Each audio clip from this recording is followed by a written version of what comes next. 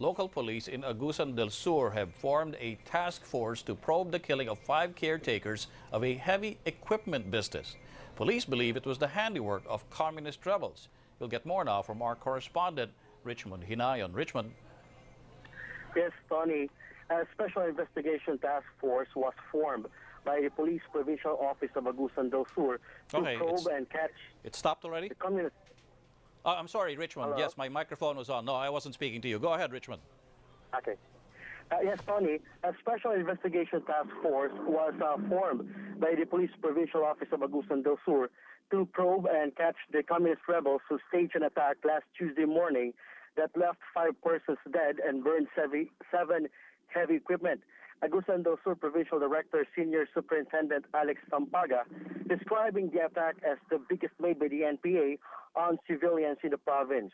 The task group will have 2 units, one consisting of members of the local police, the CIDG, and the Regional Deputy for Operations that is tasked to investigate the incident for the filing of charges against the identified members of the NPA, and the other consisting of military personnel that will conduct pursuit operations against the NPA. Sampaga said he would do everything to bring to justice those who were responsible for what he also considered the most barbaric attack in Esperanza town. The 2 fatalities were literally closely shot over their heads, and the others were closely shot in their chest. Police said those killed were former members of Task Force Salawakan, an anti-NPA group, and the other one is a former member of AFP, and 2 of which were civilians.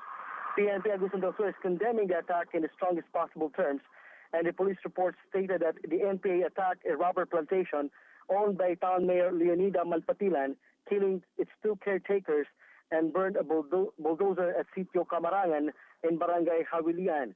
Caretakers Angel Cosan and Danny Lulunsag were hand-tied by NPA before they were shot to death.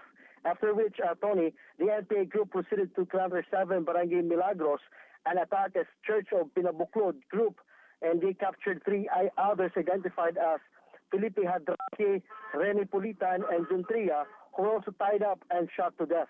The NPA also burned another 7 heavy equipment parked near the church, and equipment were owned by Chanelin Corporation. That's the latest here in Agusan del Sur. Back to you, Tony. All right, Richmond, thank you very much for that report.